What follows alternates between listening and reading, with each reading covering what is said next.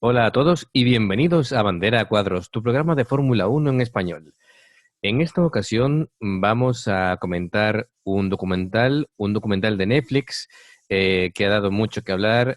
Siempre que se habla de Senna, pues todo se magnifica mucho, ¿no? El considerado para muchos el mejor piloto de todos los tiempos, que no es lo mismo que el que tiene más títulos. Así que, bueno, para presentar aquí a mis compañeros que van aquí a compartir este debate conmigo, paso a presentar a David Moreno. Hola, ¿qué tal? Hola, ¿qué tal, Ángel? Hola, Alex. Pues nada, a ver si hacemos un repasito aquí a la vida de Ayrton Senna, que es Eso es, jugosa, por cierto. a la vida y sobre todo a lo que nos cuentan en el documental. Por alusiones, Alex Rodríguez, ¿qué tal? ¿Qué tal, chicos? ¿Cómo estamos? Pues Pues muy aquí, bien, como aquí te decía, confinados. sí, seguimos en cuarentena y bueno, esto es una nueva iniciativa complementaria al podcast, ¿no? Que nuestra actividad normal sería a estas alturas el comentar el gran premio, ¿no? De turno que fuera. De Ujú. hecho, hace unos minutos estaba viendo el gran premio virtual y estaban por ahí corriendo Leclerc, el hermano de Leclerc, Arthur también Leclerc. Arthur, que iba tercero la última vez que lo dejé, estaba Russell segundo, y bueno, Es la carrera en la que estaba Johnny Herbert también, que he visto el nombre y me he quedado un poco loco al verlo por sí, ahí en... estaba Van Dorn, estaba Albon. Albon se ha pegado un piñazo impresionante. ¿Qué más estaba por ahí? Eh, Yo he visto el Ferrari de Fernando Alonso y me quedé así, coño, ¿qué dice Fernando había, Alonso? había algunos pilotos de Fórmula 2, así Ujú. que bueno, ha estado competido. Y también supongo que habrá pues otro tipo de corredores para complementar lo que es la carrera. Es curioso claro, que pilotos de más edad no se atreven a participar en el juego. No sé, ¿no? Por miedo a lo mejor a hacer un poquito el ridículo y, en fin. Lando Norris clasificó y de pronto ha tenido un problema de conexión de internet y no ha podido participar en la carrera. Y bueno, pues eso es la parte virtual. Y lo que hoy nos lleva aquí al programa es el tema de Senna. Bueno, pues vamos a ir paso a paso, repasando como si estuviéramos viendo ahora mismo el documental, lo que se nos va mostrando. Y el documental arranca en 1978, ¿vale? En el que nos cuentan cómo Senna pues le echa valor y va a Europa por primera vez al Campeonato del Mundo de karting y un poquito con palabras que luego se nos van repitiendo, habla de que para él el karting es la conducción pura, que no hay ni política ni dinero de por medio y que es correr de verdad. ¿Qué opináis de esto? Vamos por turnos, Alex. Es una reflexión que hace con información que veremos a posteriori, ¿no? Porque, claro, el Ayrton Senna adolescente que llega al Reino Unido, un brasileño que de repente se mete en Inglaterra, que es otra cultura, otro clima, otro todo.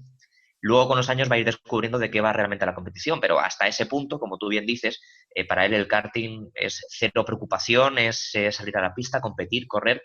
De hecho, él llega a decir, no sé si lo comentaba en este documental, pero es una frase que ha ido repitiendo durante su vida, que para él el compañero, el rival más importante que ha tenido en su vida lo tuvo en karting. Ahí no recuerdo el nombre, pero Terry Fullerton. ahí lo tienes, qué buena cabeza, David. Pues efectivamente, es lo que resume un poco la forma que tiene Ayrton Senna de ver el karting comparado con lo que se va a encontrar después, ¿no? Es un poco, no nos hace spoiler, ni mucho menos, ¿no? Pero sí que es una reflexión, si quieres, melancólica. El decir, bueno, yo cuando era joven no me preocupaba de meterme en líos con Balestre ni con pros y solamente salía a pista a correr y no me preocupaba de nada más. De hecho, es una reflexión que más de un piloto de Fórmula Uno ha hecho después, ¿no? Hemos escuchado a Alonso, lo ha dicho varias veces, ¿no? Que él lo que considera la conducción pura, el conducir de verdad, es de karting y de hecho no lo ha querido olvidar nunca hasta el punto de crear una escuela de karting, yo creo, aparte de para formar, para tener la excusa de tener el circuito siempre presente para que él pueda correr todo lo que quiera y más, ¿no?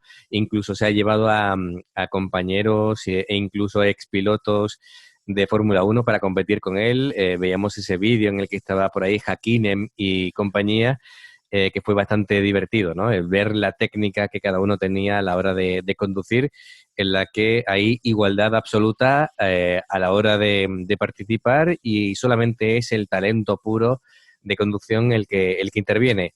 David, estas palabras iniciales, este comienzo de documental, ¿qué te parece? Pues nada, lo que estaba diciendo Alex, se ha adelantado un poco porque eso lo dijo en una entrevista en el Gran Premio de Australia del 93, pero bueno, que yo creo que tiene toda la razón del mundo. El car, en el car ahí es correr y pisar acelerador y que no te adelante y luchar por posición. Y no hay, como dice Alex, toda la política que luego se encuentra en el campeonato del 89, creo, del 90. Y nada, los CAR es para eso, además que no veas como zumba. Sí. Sí, y además él empezaba la generación de pilotos que prácticamente la mayoría venían del mundo del car, ¿no? Hoy en día todos vienen de ese mundo, pero hasta ese momento no era, digamos, una norma fija, escrita y sagrada, ¿no? Para llegar a Fórmula 1 tienes que empezar en car. Sí que era algo mayoritario, pero no era, digamos, una norma escrita en piedra. De Claro, hecho, para tú hablar fíjate que Sí, da el David. salto a Europa con 18 años. Uh-huh. Y Max Verstappen, por ejemplo, con 18 años llevaba ya 3 años en Fórmula 1. Antes también debutaban un poquito más mayores. Mira Pedro de la Sí, Rosa, o que se Damon acercaba a Hill, los 30 cuando debutó. casi Otro que te lo baila. con 30 y pico también. Estamos a tiempo todavía. Claro. Yo creo que ya no. Yo con 44 ya no llego. Tú a lo mejor sí. Puede. Deberías tener mucha pasta, ¿eh? Eso sí, eso Eso no lo es. tengo. Hablando del tema del dinero, hablando de Cats, ¿no? Que lo que quería comentar anteriormente es que, bueno, inmediatamente hablan de la familia de Senna. Nos hablan tanto de la figura del padre como de la figura de la madre. El padre hace un poquito de mentor, le preocupa el que llegue a la Fórmula 1. Le preocupa en el sentido, supongo, de meterse en ese mundo y de lo peligroso que es, que como han visto que desde pequeño le ha gustado el tema de la conducción, no ha tenido ningún problema, ya que era una familia que tenía dinero, era una familia de posibles, pues le apoyaron económicamente para que pudiera desarrollarse en karts, ¿no?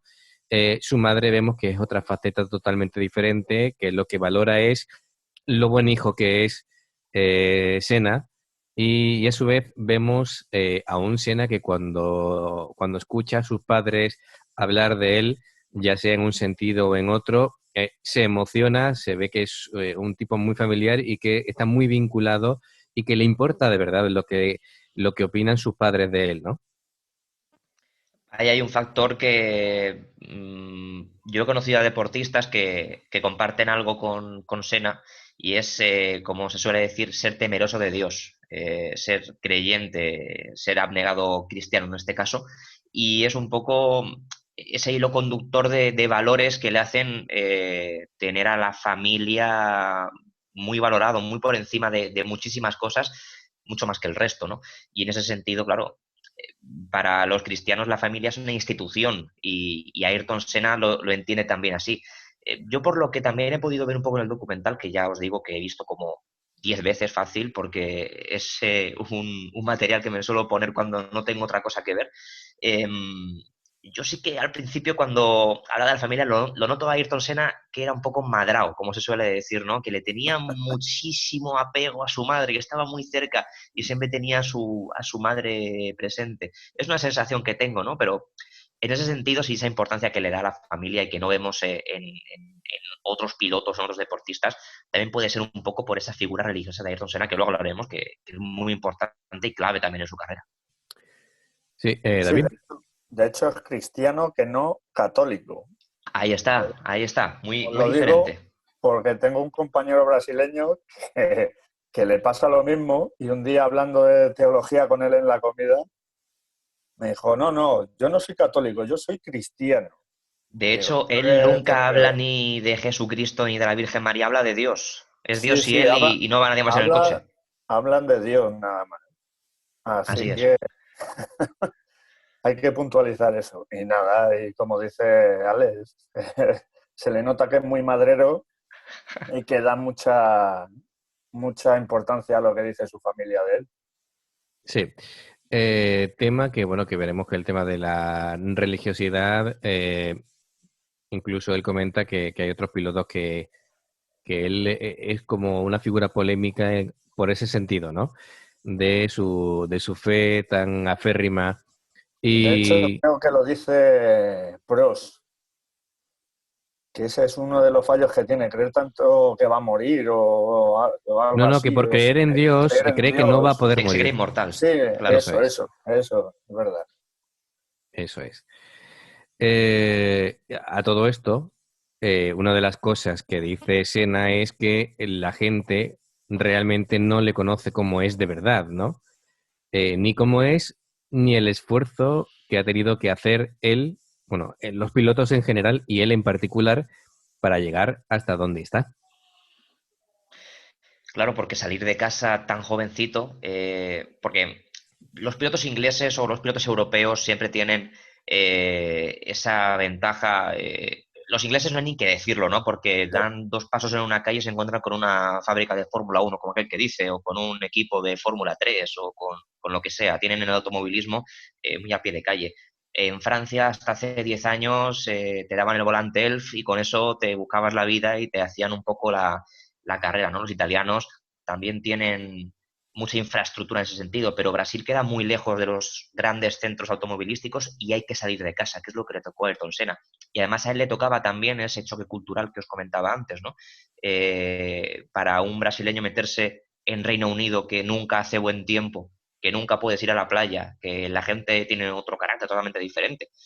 Ese es el sacrificio que tiene que hacer Senna, ¿no? Porque él realmente, y en este caso el documental es claro, no habla de que tenga que recoger cosas por la calle para venderlas, porque su familia tenía dinero y no poco precisamente. Pero ese desembarco en Europa, olvidarse prácticamente, despedirse de su familia, de sus amigos, ese es el gran sacrificio que tiene que hacer Ayrton Senna, como hizo en su día Nelson Piquet, o como hicieron tantos que tuvieron que emigrar, en este caso, a Reino Unido. O Rubens o Massa, Todos, les ha tocado hacerlo a todos, todos. todos. Mm. Tanto brasileños como sudamericanos como americanos, porque los que hay ahora en Fórmula 2, este que tuvo el accidente, no se llama, ahora no me sale, con V. Juan Correa, Manuel Correa, que es... Correa es Bueno, pero los ecuatoriano, creo. americanos, sí, los americanos aún tienen, o tenían hasta hace poco tiempo la Skip Barber, por ejemplo, tenían fórmulas de promoción, más o menos, pero los sudamericanos siempre han tenido ese hándicap. El único equipo que han tenido en Fórmula 1 ellos fue el invento que hizo en su día Fittipaldi, que le salió fatal, que se arruinó. Pero es que más allá de eso, no, para competir a nivel mundial no les queda otra que emigrar. Mm. Bueno, y con esto llegamos a 1984, Gran Premio de Mónaco. Por aquel entonces estaba en la escudería Toleman, un día de lluvia. Hace una remontada espectacular hasta el punto de que se coloca en segunda posición y le iba recortando 3 segundos por vuelta a Prost. Prost, cuando ve la que se le viene encima, hace aspavientos con las manos para que corten la carrera inmediatamente, ¿no?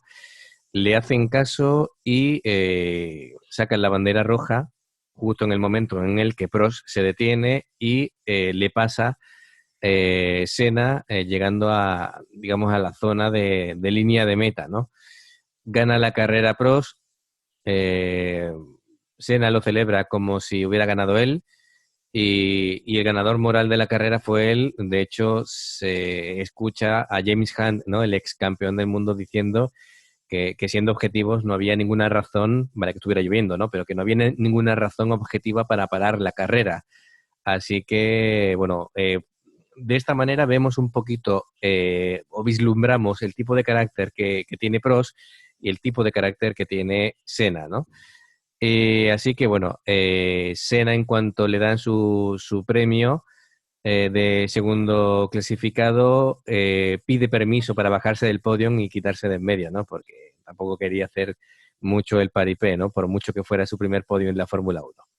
¿Cómo veis esta parte? Dale, David.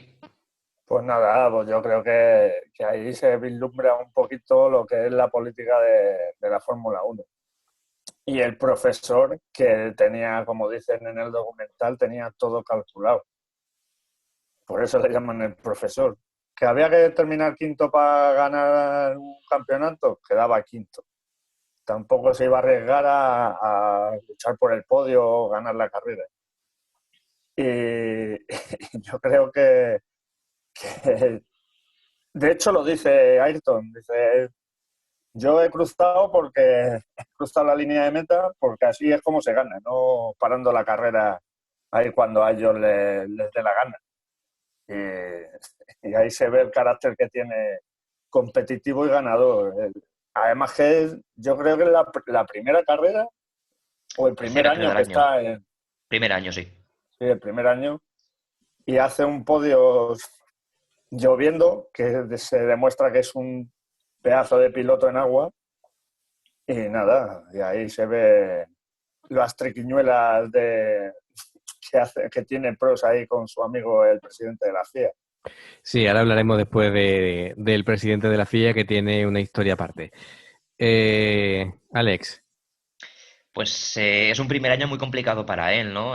Se resume un poco en esta carrera, pero es que él había hecho pruebas con Williams y con McLaren, si no me equivoco, y claro, todos tenían contrato y nadie tenía hueco para él. Por lo tanto, acaba en Toleman y haciendo este podium en Mónaco en el 84.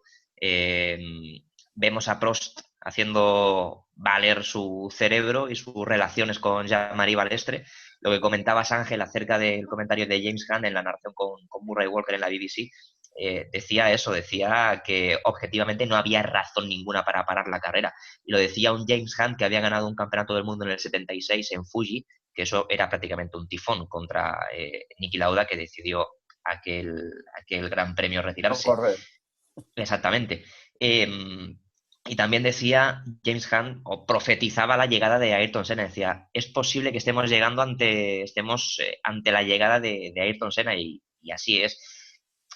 Esboza una medio sonrisa cuando baja del podium después de todo ese juego de ajedrez político que le montan, ¿no? Para quitarle la carrera.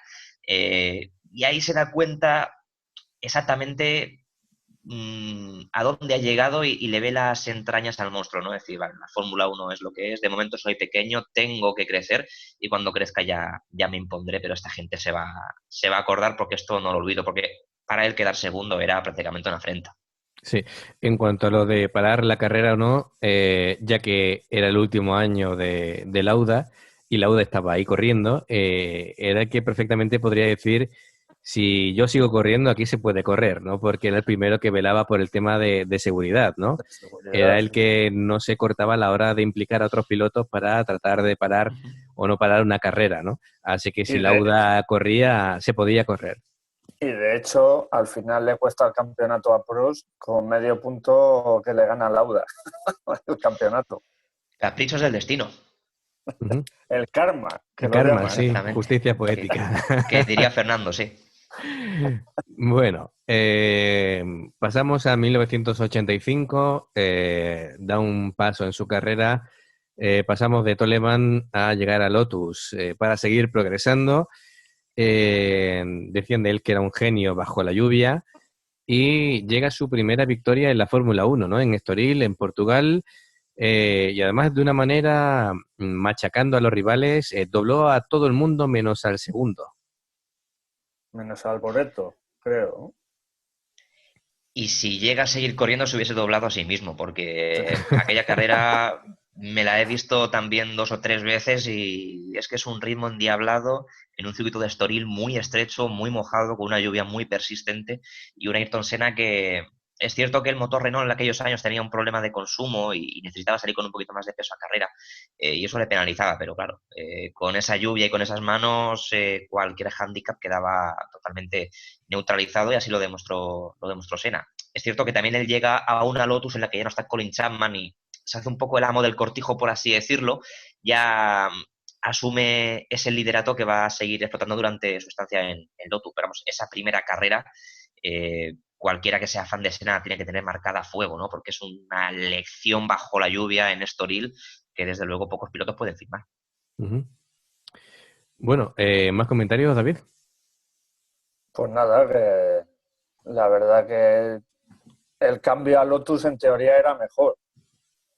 Y ya te digo, consiguió la primera pole y la primera victoria, tanto una lesión magistral en agua como haría a lo largo de su carrera. Y luego, después de esa carrera, no volvió a puntuar hasta el Gran Premio de Austria, que quedó segundo, y logrando 3 poles entre medias de ellos. Sí, hay una cosa que quería comentar, bueno, como algo anecdótico, es que a lo largo del documental se ve que le van haciendo entrevistas, ya sean presentadoras, periodistas, Sí. tanto a Senna como a Prost, y supongo que sería la tónica en aquella época con alto contenido sexual, ¿no?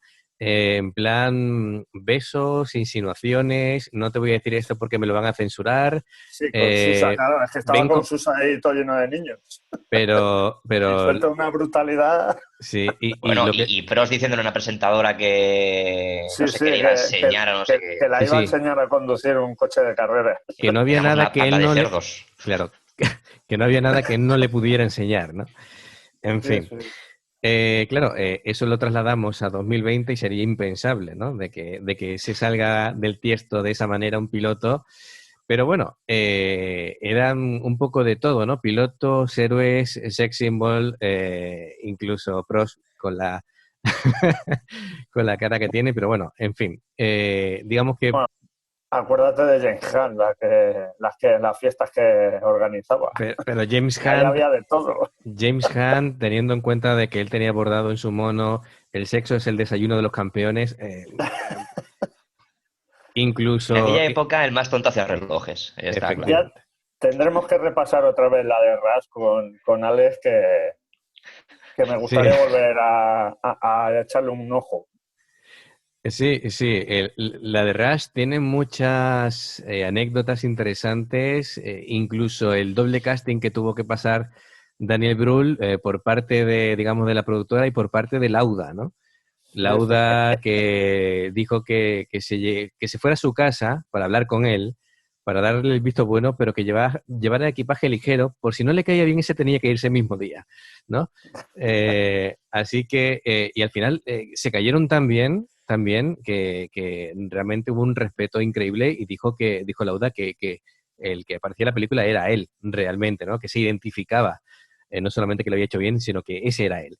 Así que Sí, bueno, sí. pasó con nota la prueba Daniel Brühl, el actor hispano-alemán. Bueno, pues seguimos avanzando en lo que era el documental El Gran Paso, ¿no? La llegada a McLaren, 1988. Desde el principio, desde esa presentación, hay como una falsa cordialidad, ¿no? Se ve que hay una relación tensa a tope desde el principio. Uno, porque sabe que llega un equipo grande y que tiene todo por demostrar, ¿no? Aunque él confía plenamente en sus cualidades como piloto, y el otro por la que se le viene encima, ¿no? Porque ya lo conoce y dice, vaya coco me ha tocado en el equipo ahora. Sí, bueno, pero ese primer año le hicieron una entrevista a Prost cuando recién fichado y de hecho dice él que fichen a Senna. Y el primer año yo creo que el buen rollo existía, pero luego me recordó a Ferrari con Leclerc y Vettel, que ya empezaron a torcerse las cosas y cuando vio que la que se le había caído encima, Prost dijo, mira, hasta aquí.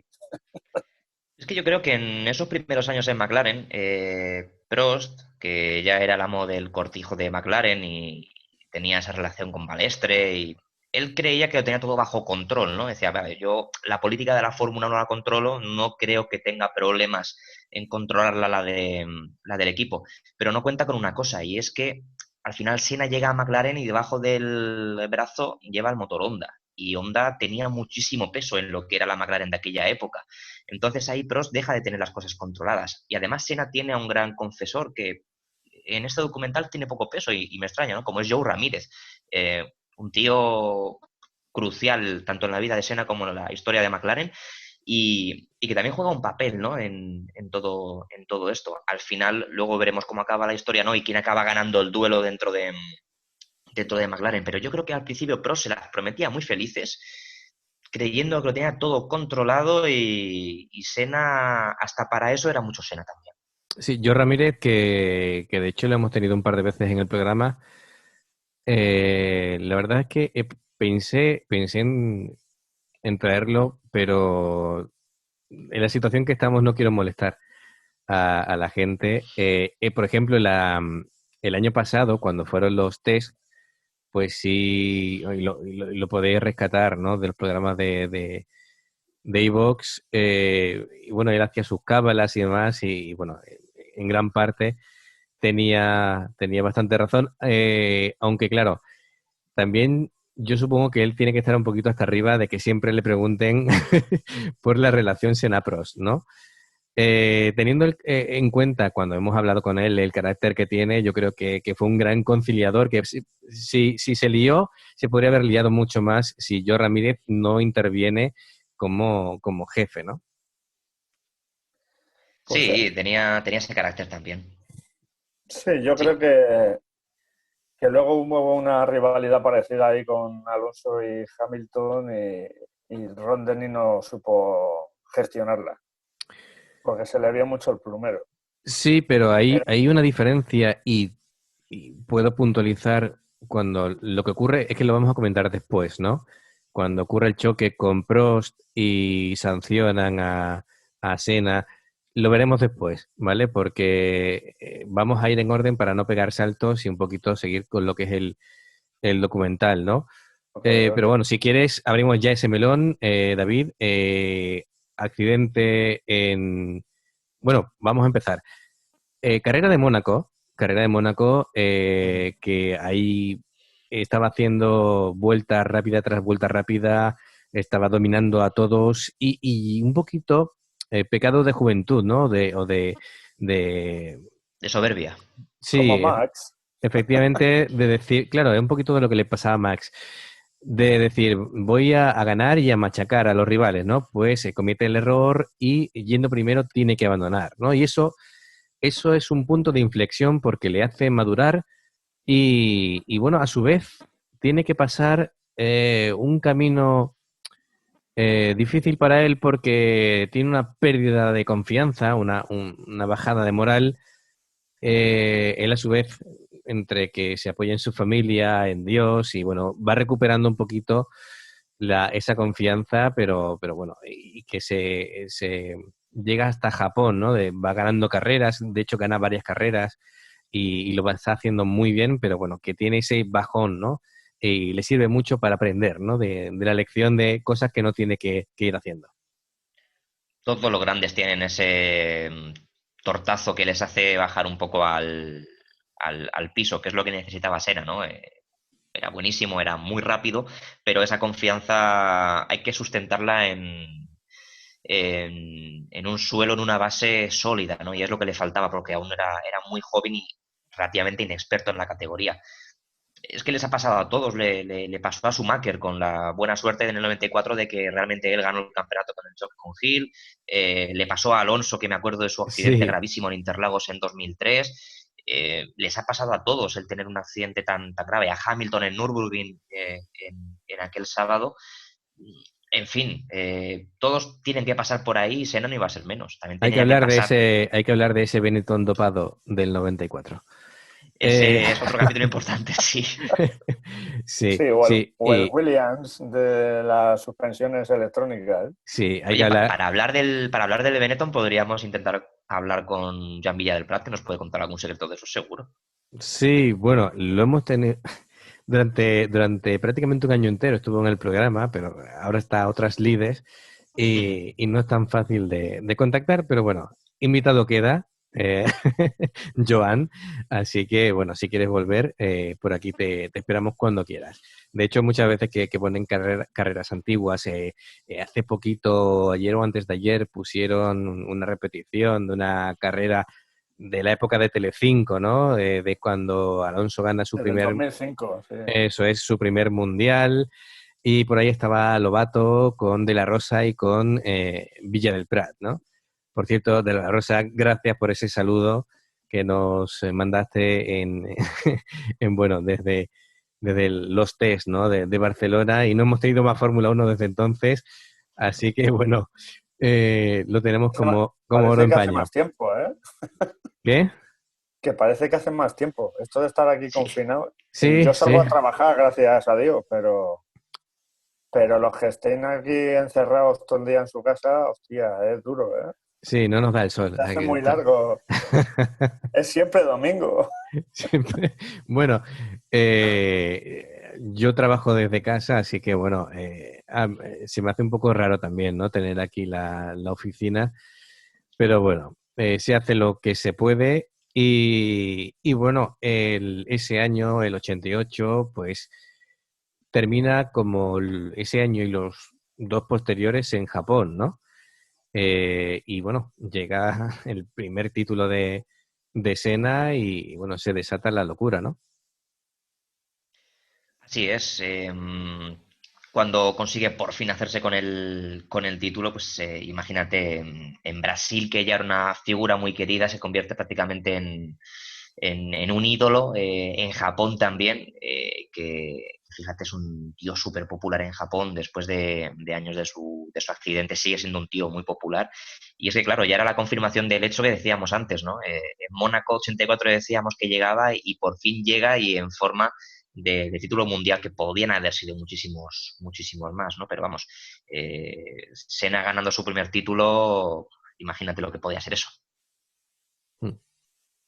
David. Pues la verdad que en Japón, de hecho, hay una entrevista que se ve, la está entrevistando una presentadora japonesa que le dice, no, no, yo no soy periodista, soy presentadora solo.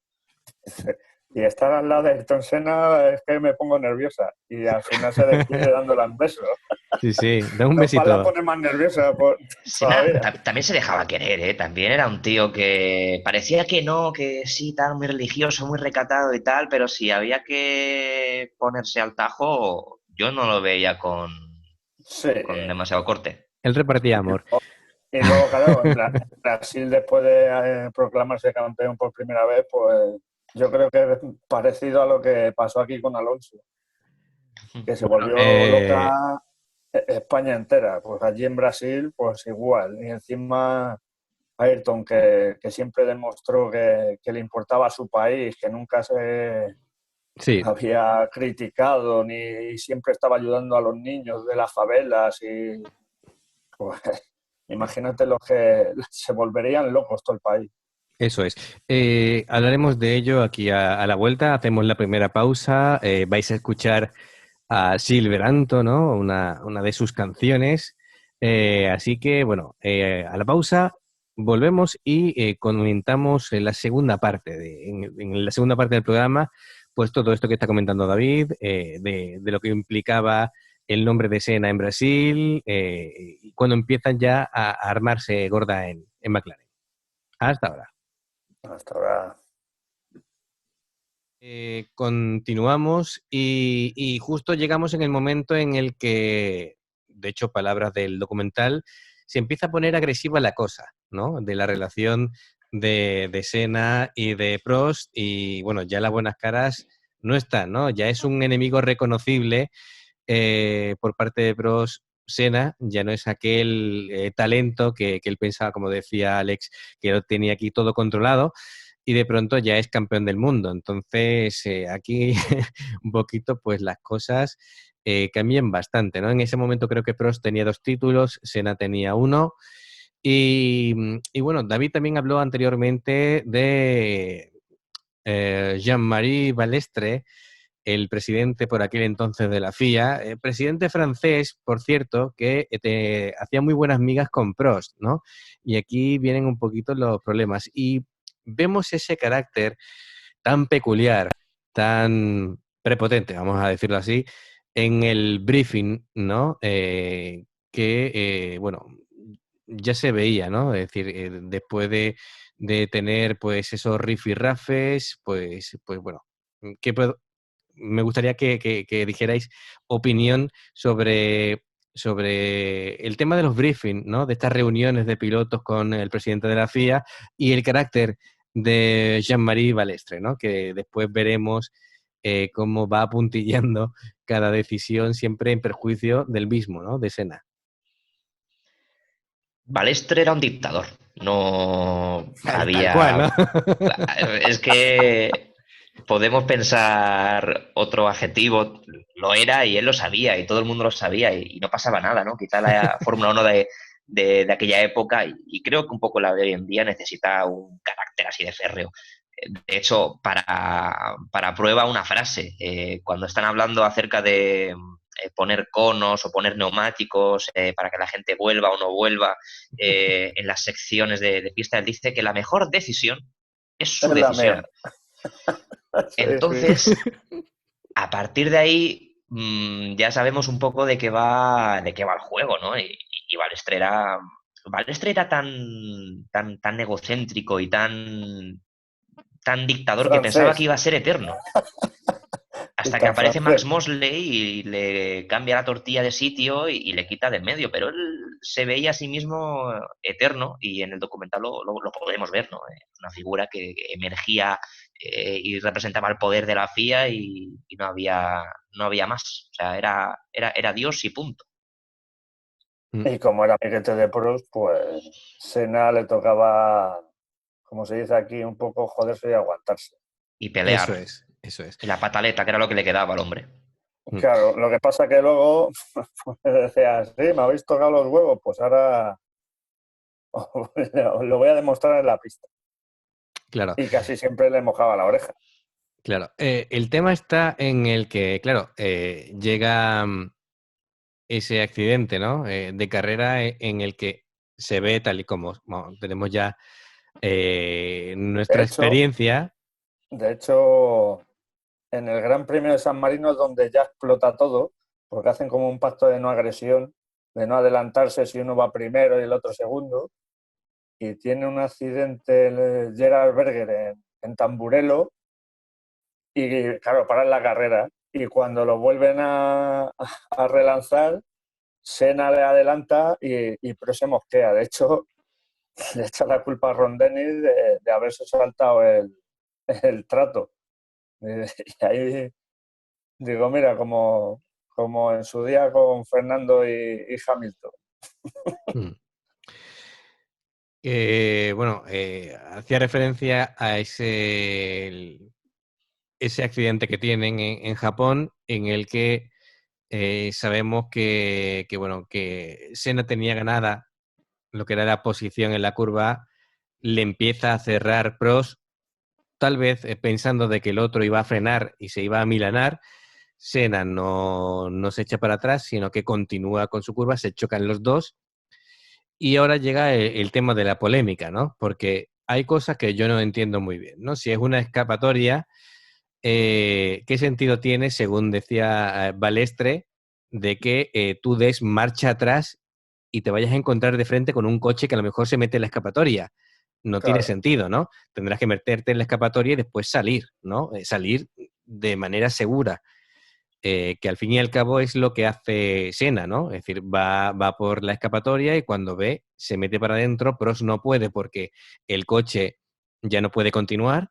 De hecho, Senna tiene que hacer casi lo imposible para terminar para ganando esa arrancarlo. carrera, ¿no? De hecho, se ve cómo le empujan para arrancar el coche, porque imagino que se quedaría parado. Sí, sí, Se sí, quedan los dos efectivamente. McLaren parados y lo que pasa es que el de Pro me parece que se queda en la puzolana y no puede seguir. Hay que decir que para ser el año 89 creo que era, cambiaron el alerón muy rápido, ¿eh? Me sorprendió. Yo pensaba que para la época iban a tardar más tiempo, pero lo Si apañaron llegan a bastante ser los rápido. de, si llegan a ser los de Williams, aún nos tenemos ahí cambiando el alerón en aquella época. Bueno, y aquí se lía la Mari Morena. En cuanto todavía está corriendo, vemos a Prost corriendo a los Se va despachos directo a a la Prost va chivarse. al a despacho. echar de la fría, ¿eh? Sí. Va a Él hace su chivarse, carrera, era realmente. De efectivamente. hecho, quedan 5 vueltas cuando sale Senna a carrera y le sacaba, el que iba primero, pues le sacaba una barbaridad. Pues al final le consigue adelantar y ganar la carrera. Sí, creo que le sacaba 9 segundos, puede ser, y lo remonta en 5 vueltas, ¿no?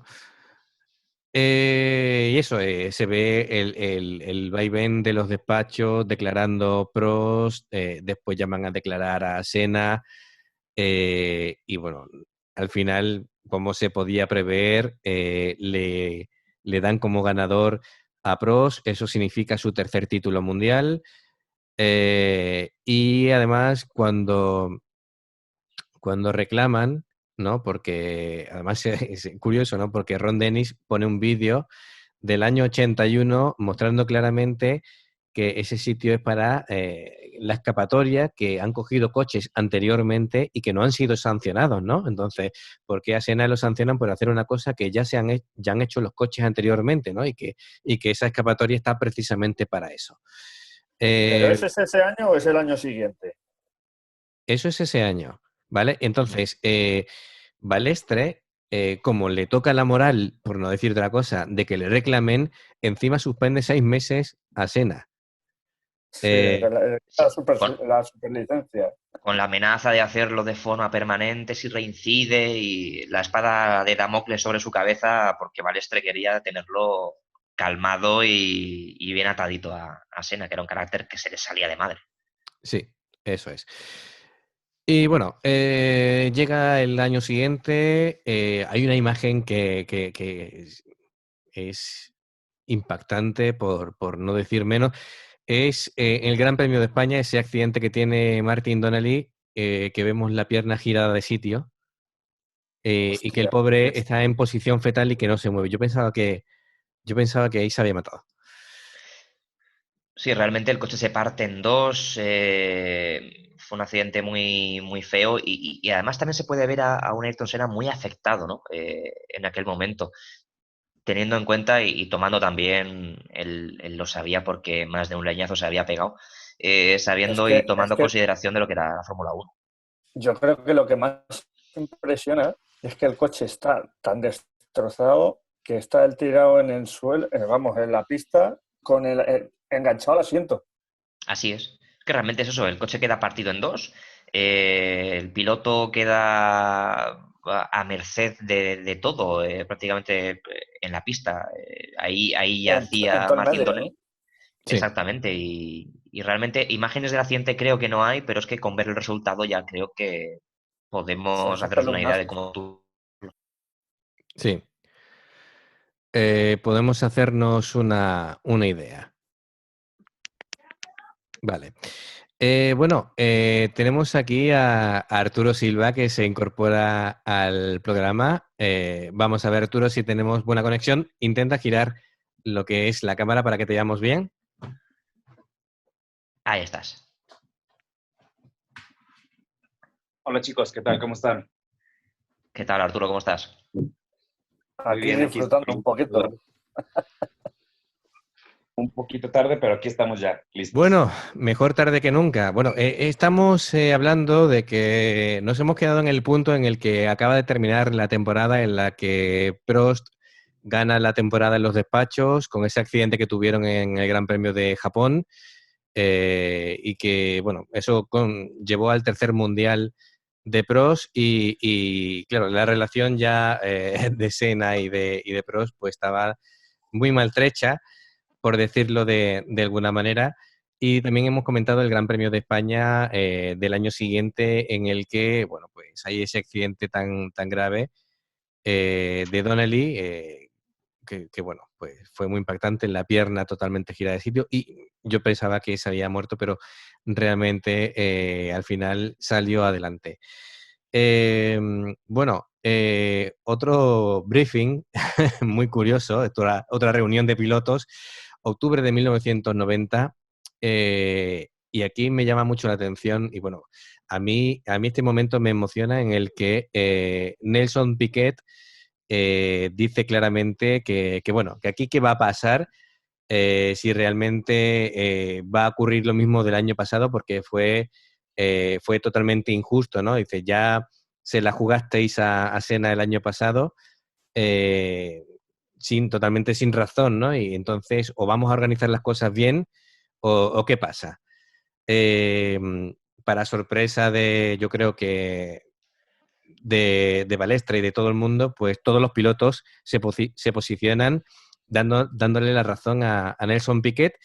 Y claro, y la cara de ajo frito de Prost es un poema y después Senna, pues no puede ya con eso diciendo, es que esto es una broma, es que se demuestra, esto es la demostración de que tenía que haber ganado el título el año anterior, ¿no? Y que ha sido un robo. De hecho, yo creo que cuando habla Piquet, Balestre le dice que tiene razón y que no van a sancionar a nadie por meterse por la escapatoria.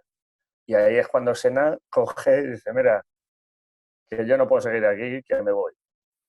Es que en realidad era una broma porque después de haber descalificado a Senna por ese accidente que tuvieron en el año anterior, cuando se vuelven a reunirse, aquí se dan cuenta que cometieron un gran error y al final la presión de los pilotos, en este caso, como lo mencionas, Ángel, la presión de Nelson Piquet, haciendo referencia a que no había manera de regresar, sino tomar la escapatoria, siente Jean-Baptiste Balestre que hace una presión los pilotos y se da cuenta que, bueno, pues a final de cuentas tiene que ceder para darle la razón y es en el momento donde Senna dice, bueno, pues como lo mencionas, esto es una broma totalmente.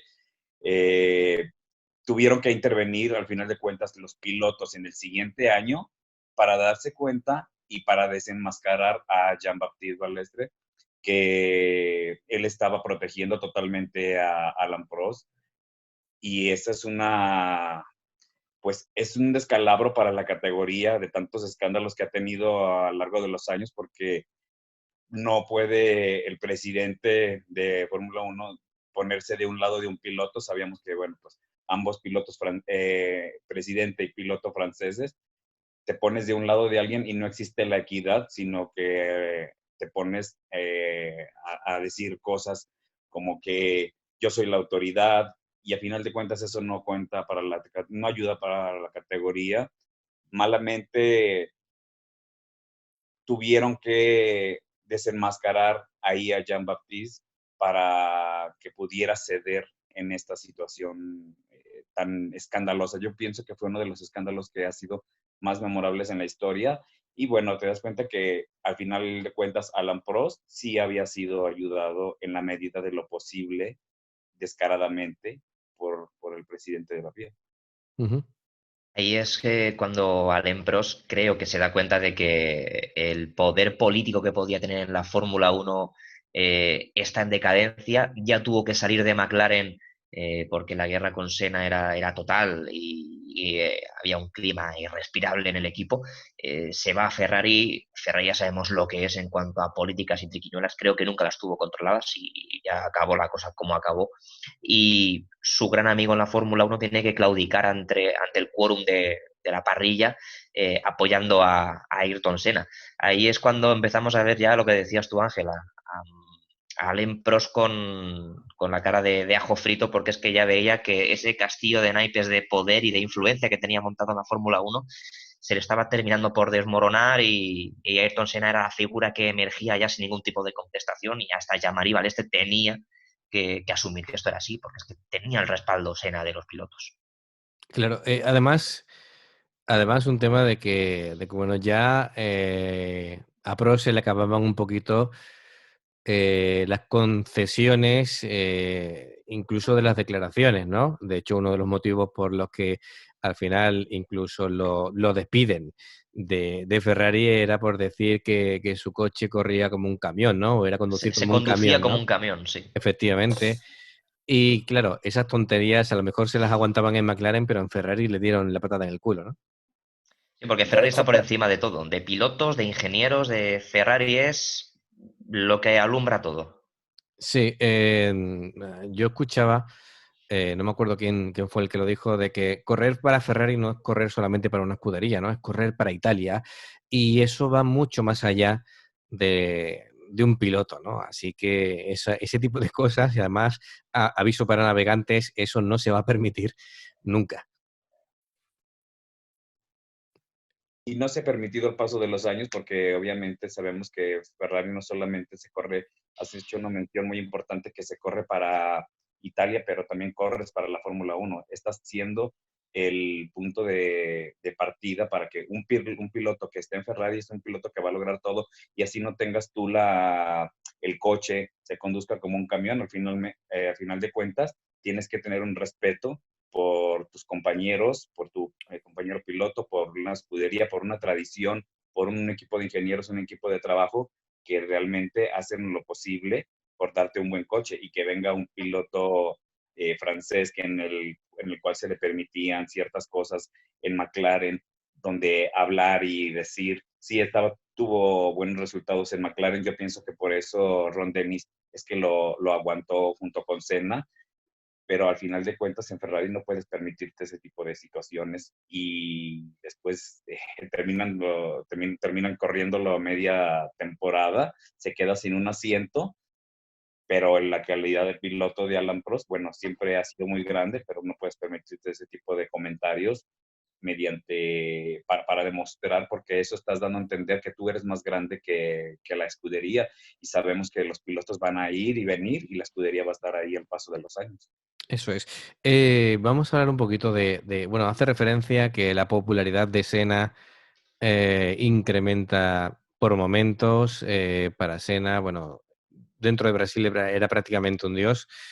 Y claro, él tenía la espinita de que nunca había ganado el Gran Premio de Brasil, ¿no?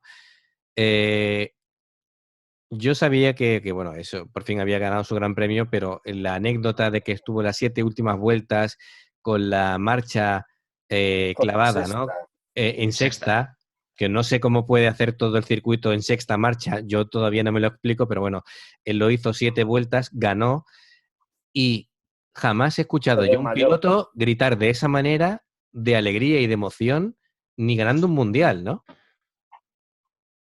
De hecho, llega a Y solo desmayarse. dejaba que le tocase su padre. Y se Sí. desmaya, como dice David. Y despacito, porque claro, de ir todas las 7 vueltas en sexta, llega un momento que le dan espasmos cuando acaba la carrera y se para. Después de desmayarse, se le ve como le dan espasmos en las manos y en los hombros. Que de hecho se sube al podio y el pobre no puede ni levantar ni el trofeo ni la botella de champán. Pero vamos, él se desboca, ¿eh? Tanto tiempo sin ganar, que no había ganado nunca el Gran Premio de su casa, pues ahí ya se desata la locura. Y hacerlo también por la vía épica. Y lo que decías un poco tiene que ser durísimo, ¿eh? Tener que hacer una carrera en esas condiciones mecánicas que prácticamente te obligarían al abandono. Pero ahí también se quedó a relucir el gran hándicap de Ayrton Senna, que era precisamente el físico. En aquella época en la Fórmula 1 en la que ese culto al cuerpo todavía no se había impuesto, que prácticamente lo iba a introducir años después Michael Schumacher, veíamos que a Ayrton Senna, como el resto, el tema físico les fallaba. Pero ojo, no le quita eso ni un ápice de épica lo que consiguió, que acabar esa carrera está al nivel de muy pocos. Yo De cuando hecho, lo estaba viendo y dicen lo de que se le ha quedado la marcha metida en la sexta, yo pensaba, tú coges un coche normal, el mío tiene sexta, pero tú vas en sexta, bueno, de hecho, en tercera no sale en las curvas. Como te pares un poquito, ya no acelera. Pues hacerlo durante 7 vueltas en el circuito de Brasil con 20 tíos detrás pisándote los talones, es de admirar.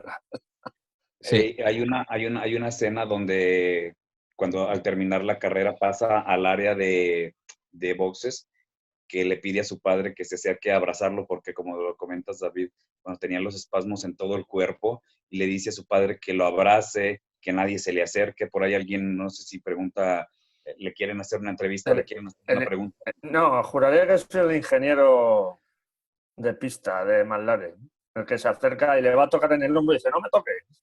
Sí, claro. Sí, bueno, demuestra un poco la parte de escena también, el acercamiento que tenía con su familia, y pidiéndole a su padre que le dé un abrazo para sentirse un poco reconfortado. También ese juego de emociones donde ver a más de 100,000 personas en un circuito corear tu nombre, a mí honestamente se me salen las lágrimas y veo escenas del público, cómo gritan, cómo se vuelcan hacia un piloto. La verdad es que es demasiado emocionante, y ellos, Senna tuvo esa gran fortuna, porque muchos pilotos se han dado la tarea pues de Lewis Hamilton, algunos otros pilotos, de conseguir un gran premio en su país natal, pero sin embargo el de Senna fue un tanto especial. Y aparte, Senna era, como lo dice Ángel, un dios en Brasil. Era alguien muy querido, alguien que era muy amado en todos los tipos de niveles sociales. Entonces, demostró que también es un humano, aparte de ser un piloto, y era un hijo, y era una persona que quería expresar de alguna manera que tenía sentimientos, pero que también iba a luchar por lo que él había querido conseguir siempre, que era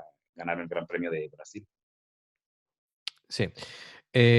Bueno, tenemos también como algo, no sé si premonitorio, ¿no? Pero cosas que podían suceder. Vemos ese accidente tremendo que tiene Senna con varias vueltas de campana en el Gran Premio de México, y que es un aviso que se le queda grabado a Senna, y bueno, que tiene que ser consciente de que hay cosas que hay que ir arreglando en los circuitos, ¿no? Por tema de seguridad, y que se suele comentar, bueno, que se comenta nuevamente en otro briefing, ¿no?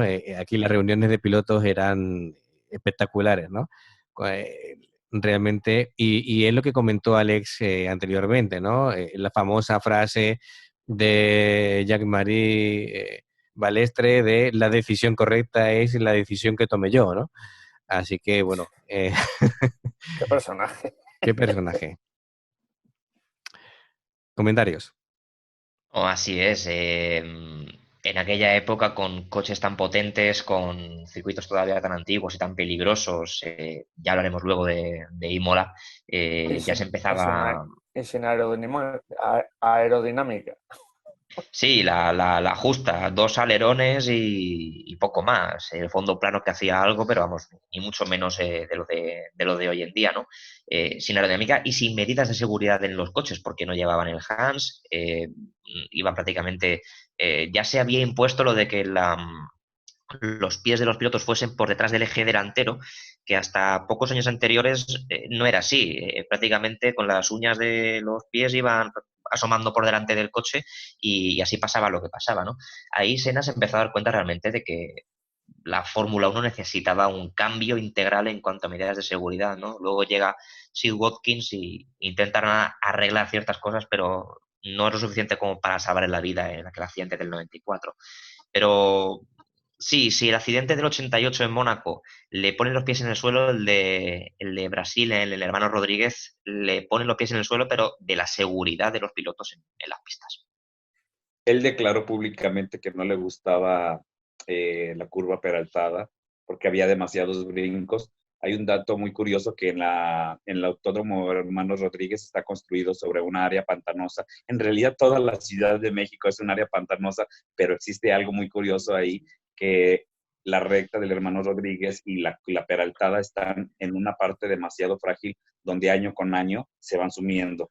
En México mencionamos que algún día Venecia va a ser la Ciudad de México porque se está hundiendo, y eso provocaba demasiados brincos en los autos. Entonces, a la hora de tú ir agarrando la curva peraltada a 260 kilómetros por hora, si no tenías una buena carga aerodinámica y si metías el pie de más, bueno, pues al final de cuentas salías volando, y eso es lo que le pasó a Senna. En la actualidad, bueno, la curva del hermano Rodríguez se cambió, se modificó con esa salida del estadio, y ya no existe, ya no queda nada de lo que era anteriormente, pero él dice muy claro que no le gustaba porque era demasiado peligrosa. Bueno, pues así se corrió durante muchos años, mucho tiempo atrás, y hubo algunos accidentes muy fuertes, pero este de Senna creo que le hace abrir los ojos. Le hacen una entrevista a Sid Watkins donde le preguntan cómo está, cómo se encuentra, dice, se encuentra bien dentro de los parámetros normales, pero ahí es donde de verdad él es consciente de que en cualquier momento puede suceder algo peor.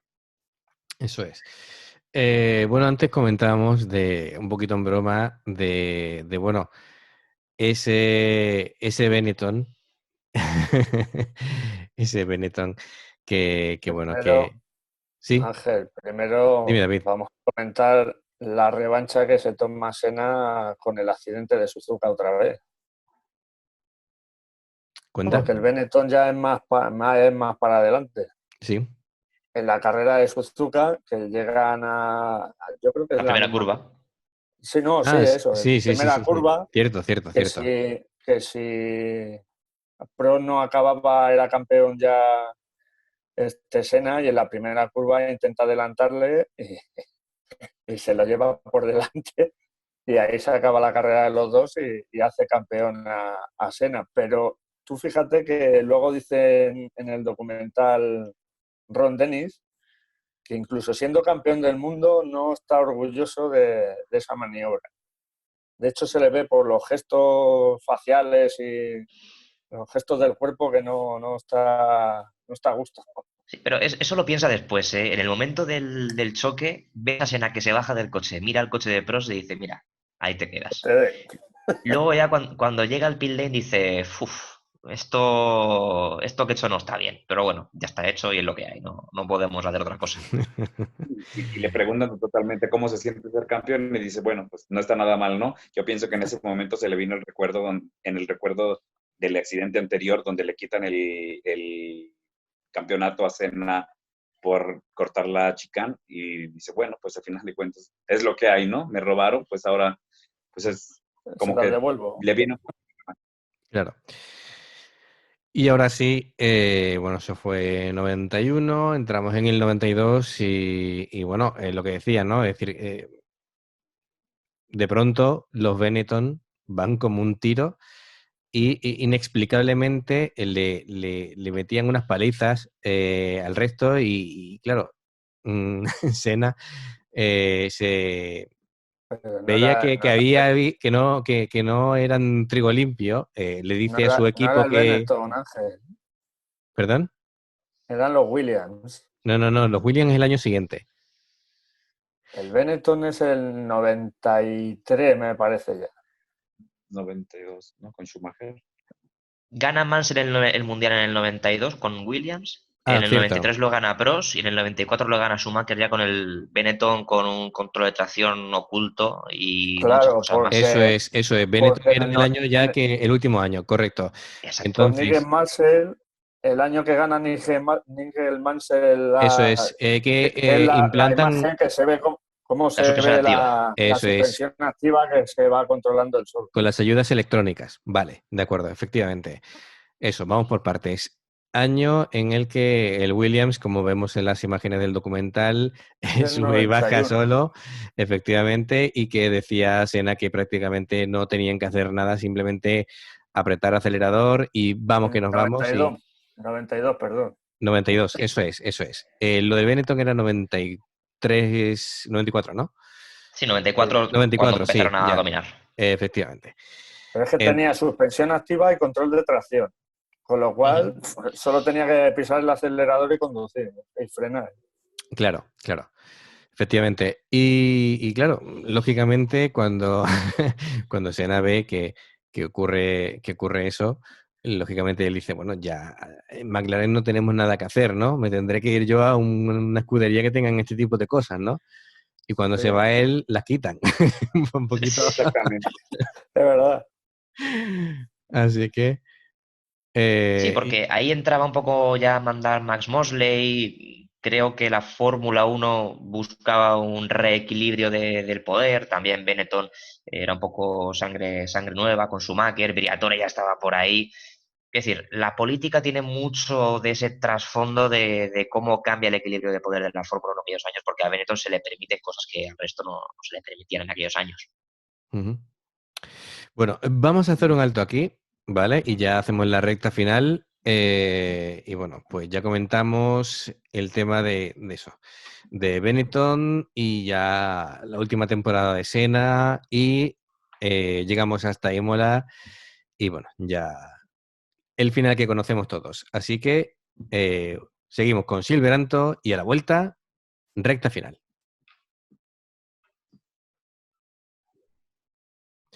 Bien, pues recta final del programa. Habíamos comentado esas ayudas electrónicas que tenía Williams, que lógicamente los pobres de las demás escuderías no tenían nada que hacer, porque era una tecnología futurista y que al año siguiente pues se prohíbe y bueno, pues comentarios al respecto de Williams y posteriormente ya entramos, si queréis, ya en el tema que yo me adelanté de Benetton. Hay quien dice que el reglamento para el año 94 es un reglamento anti-Williams, ¿no? Porque el año 92 y el 93 venían dominando de una forma que era terrible. El único traspiés que había tenido Williams fue aquel Gran Premio de Europa en Donington en el 93, que precisamente la suspensión reactiva, que era como se llamaba, porque el nombre de suspensión activa lo tenía Lotus registrado, les jugó una mala pasada en mojado y acabó ganando Senna, saliendo quinto o sexto y remontando todo en la primera vuelta, ¿no?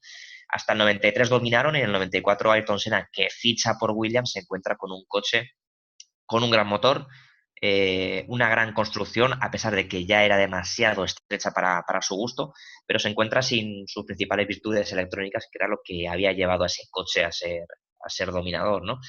Y encontramos a un Benetton al que se le permite ciertas triquiñuelas electrónicas que están un poco enterradas en toda esa construcción del coche, y encontramos a un Michael Schumacher cuyo jefe es Flavio Briatore, que empiezan a hacer ese cambio de equilibrio y empiezan a dominar la Fórmula 1. De hecho, hay no sé si es en el Gran Premio del Pacífico, en Autópolis, que Senna se retira de la carrera, tiene un problema mecánico, y se queda en una loma al lado de la pista y ve pasar a Schumacher y a su compañero, que por aquel entonces creo que era Jos Verstappen, y dice, estos dos coches no son iguales, son del mismo equipo, llevan los mismos colores, pero estos dos coches no son iguales. Algo está haciendo Benetton aquí que no sabemos, pero estos coches llevan la misma marca, son del mismo padre, pero no andan igual. Declaraciones del propio Verstappen que decía que un coche y otro no tenían nada que ver. Briatore sabe lo que hace en este tipo de cosas. Trashgate y esas cosas. No lo he dicho yo, no lo he dicho yo. Sí, sí. Y lo digo yo que soy alonsista, ¿eh? Bueno, opiniones, Arturo, que te veo ahí con ganas de... Arturo, no te escuchamos. Así que Desmuteate. eso es, el mute, no te escuchamos. A ver si... Ahora sí. Ahora, ¿Nos escuchas ahora, Arturo? Esto que comenta recientemente Alex, bueno, era una especie de experimento que estaban realizando Briatore con Benetton para saber si las cosas funcionaban o no, y de alguna manera pienso que a Benetton se le estaba permitiendo por ahí algunos trucos para la Fórmula 1. Siento que con ellos indagó un poco para saber qué tanto podían dar para saber qué tanto podía avanzar la tecnología, para implementar ciertas cosas, y por eso no hubo ningún tipo de sanciones con ellos. Estaba muy claro que Michael Schumacher tenía algo por ahí ilegal en su auto, pero la misma FIA lo sabía completamente.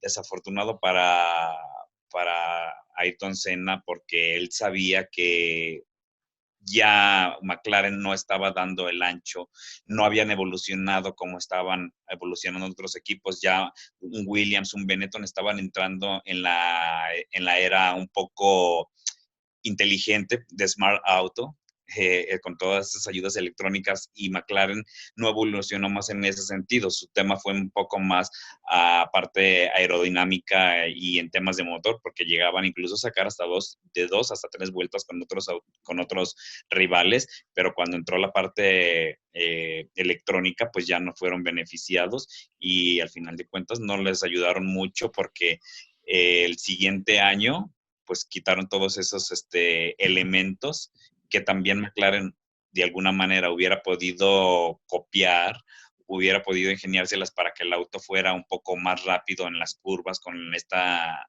suspensión reactiva, como lo menciona Alex. Fue un paso para él muy decepcionante, entonces decide ir para Williams, que ahorita ya vamos a comentar en esa parte, llegar a esa parte donde en Williams no le fue nada bien y donde cada cosa que sucedía, el coche no daba nada, no podía dar una vuelta bien con aerodinámica suficiente para sustentarse en una curva.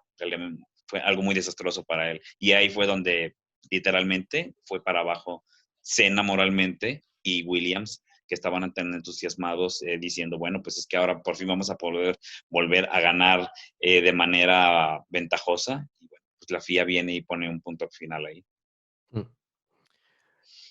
Y bueno, sobre todo se nos muestra un Senna muy preocupado, muy serio. Las cosas no iban bien. Y bueno, tenía un cúmulo de como de malas sensaciones, ¿no? Todo, claro, a posteriori, todo esto es casi premonitorio, ¿no? El accidente previo mortal, ¿no? Que hay en Imola, el comentario. Previo al de Ratzenberger, Sí, en los entrenamientos el viernes el de se pegó Barrichello. Perdón, todo el de. Sí, Barrichello, efectivamente, Barrichello. El de Barrichello, sí. que voló ahí contra, yo creo, ¿fue en Tamburello también?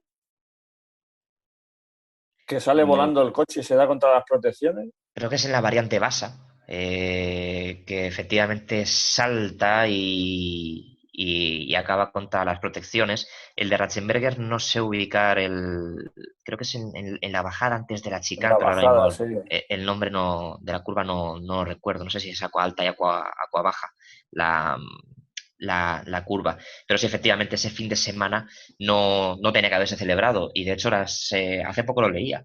Las leyes en Italia prohíben la continuación de un evento deportivo en el que haya habido, en el que se produjese una muerte, Muerte. con lo cual aquel Gran Premio tenía que haberse suspendido. Claro. Y no pasó. Sid Watkins intentó, pues, un poquito hacer que Senna no corriera, ¿no? Diciendo, nos vamos a jugar al golf o algo así, le dice, ¿no? A pescar. A pescar. A pescar, ¿eh? Y nos quitamos de en medio y tan amigos, ¿no? Y nos retiramos y ya está, ¿no? Dice, sí, pero yo tengo que quedarme aquí. Era el tío, estaba preocupado y de hecho lo dijo cuando el sábado antes de la carrera, dijo que no se tendría que correr, pero que si corrían los demás, él iba a correr el primero. Y de hecho, en Tamburello ahí se quedó el pobre como una pegatina. Es lo que decíamos por aquí, ¿no? Cuando está para ti, está para ti, ¿no? No. Sí, sí. De hecho, dices, en el documental sale la hermana hablando antes del accidente y dice que se despertó y estuvo rezándole a Dios y diciéndole que hablara con él.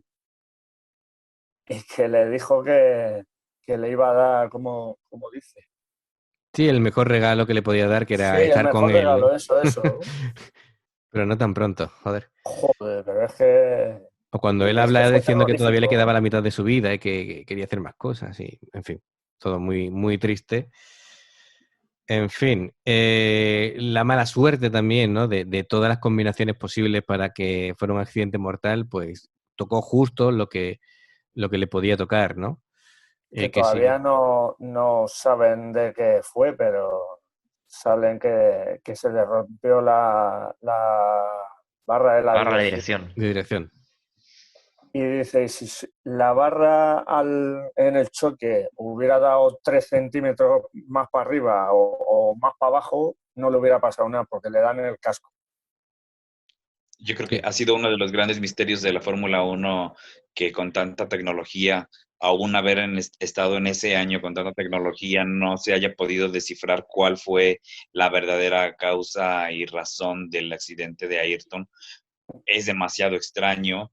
Williams lo lamenta completamente. Ya tenía algunas vueltas arrancado el Gran Premio y hasta que de pronto sucede, el carro cómo viene para salir la curva y no gira el auto. Se va recto. Se va recto a 320 kilómetros por hora a una velocidad aproximada y la muerte no sé por qué no fue instantánea totalmente, pero de verdad es que queda siempre y va a existir dentro de la categoría de la Fórmula 1 la duda o el veredicto final. Yo no sé si exista un veredicto final porque hasta ahora que yo lo he encontrado, bueno, no me aparece ningún resultado y no he leído por parte de las autoridades de ese tiempo cuál fue el veredicto para que haya sucedido la muerte de Ayrton, perdón. Va a quedar para toda la historia, va a quedar para la Fórmula 1 y va a quedar como un mito y así como un mito seguirá siendo Ayrton Senna para todos nosotros. De hecho, lo bueno que tiene tener la edad que tengo es que ese Gran Premio lo vi en directo. Y es que no se me olvidará que estaba comiendo y cuando vimos el accidente, digo, y se te caían las lágrimas, porque veías ahí que le estaban haciendo la traqueotomía y de hecho murió allí, al lado del coche. Es que esa carrera, que tú la viste en directo, yo por una cuestión de edad no la he visto en directo, la he visto en diferido, y hay un choque generacional ahí, ¿no? Porque aquel año, en aquella carrera, presenciasteis la muerte en directo realmente. O sea, la televisión retransmitió la muerte de Ayrton Senna. No estaban retransmitiendo un gran premio, estaban retransmitiendo un suceso. Y eso, yo que he trabajado en televisión y estas cosas más o menos he aprendido con los años cómo tratarlas o cómo se deben de tratar hoy en día, de hecho, lo si te comparo fijas, y alucino. O sea, es que no me entra en la cabeza.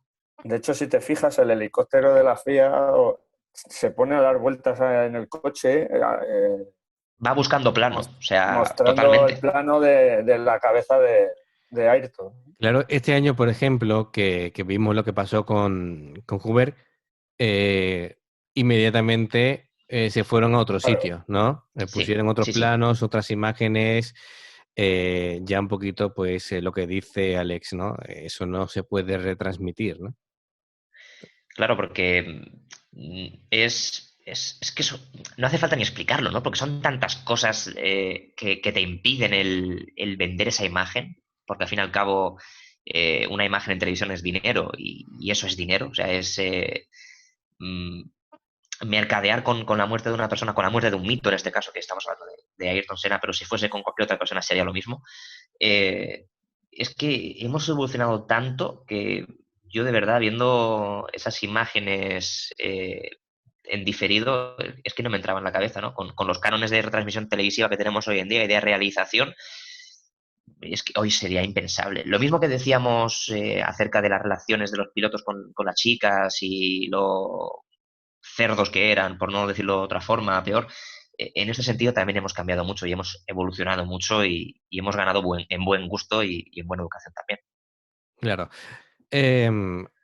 También apreciamos hoy día, pues, las medidas de seguridad, que es curioso, ¿no? Porque cada vez que se implanta una medida de seguridad, hay muchos detractores, ¿no? Es decir, cuando se implantó el HANS, hubo mucha gente que no lo quería ponérselo en el coche, ¿vale? No lo quería y sin embargo el HANS ha salvado un montón de vidas.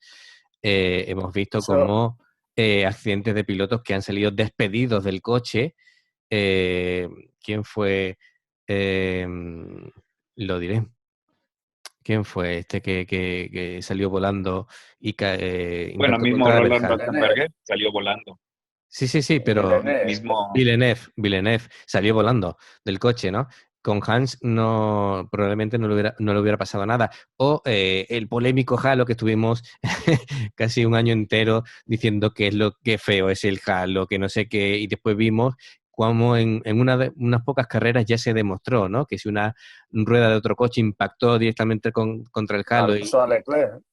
efectivamente. Yo ya ni veo el halo. O sea, para mí no existe, es Claro, el coche. nos hemos Y, acostumbrado y ya está.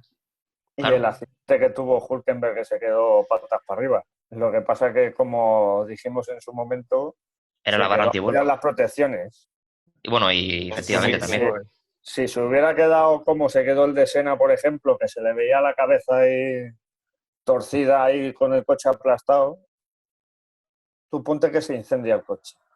sí, Veríamos si le da tiempo a salir al piloto.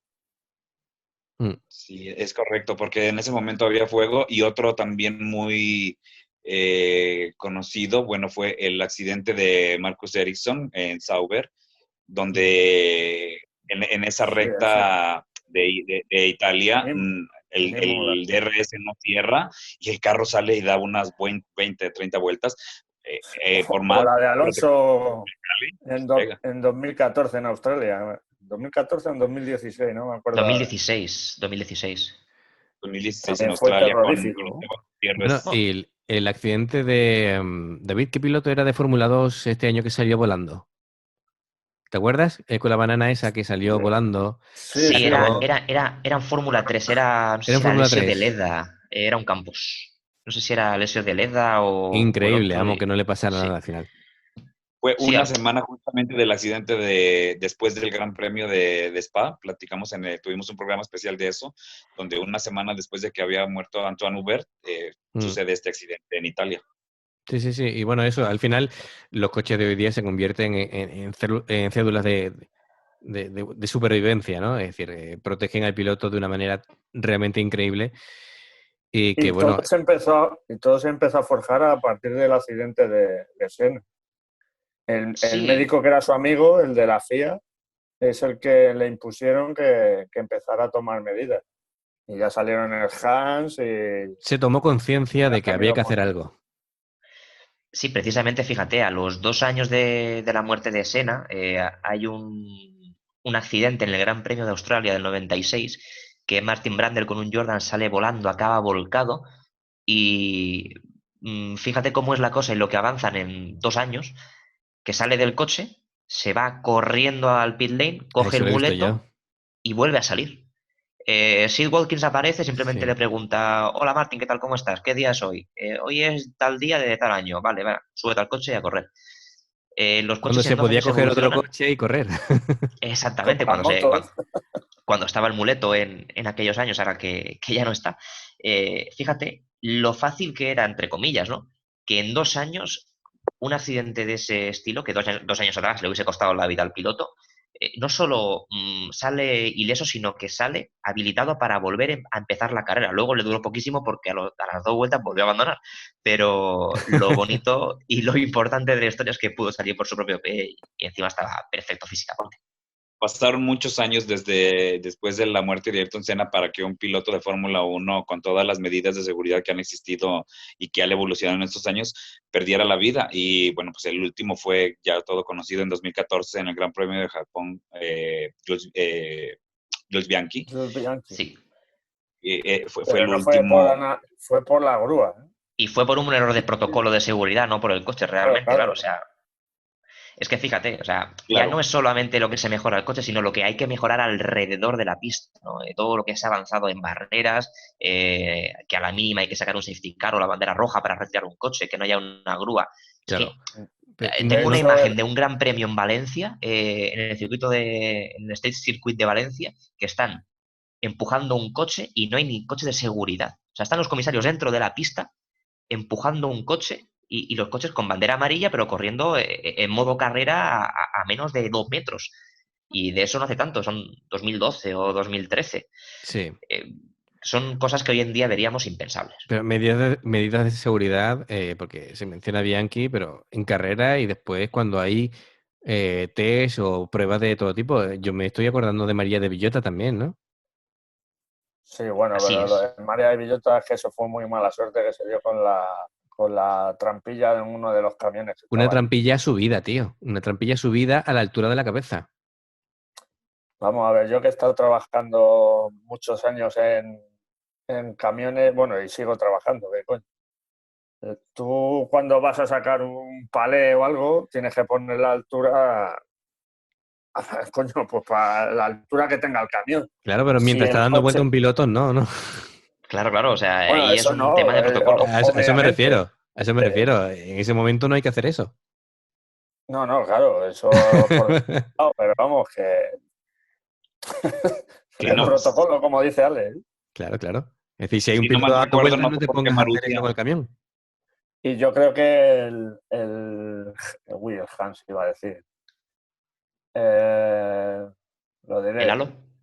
el halo lo empezaron a calibrar ya desde el accidente de Massa, que se le salió el muelle Mm. a Barrichello, que iba por delante, y se pegó el pobre allí a 300 por hora, también se hizo un resto y se metió en la protección. Sí, bueno, y también hay que decir que gracias al casco que tenía Massa, que tampoco tiene nada que ver con el casco que, por ejemplo, llevaban en la época de Senna, ¿vale? Sí, claro, obviamente, porque llevaba Fangio, ¿no? En su época, Bueno, eso ya era, que eso ya era era un calimero.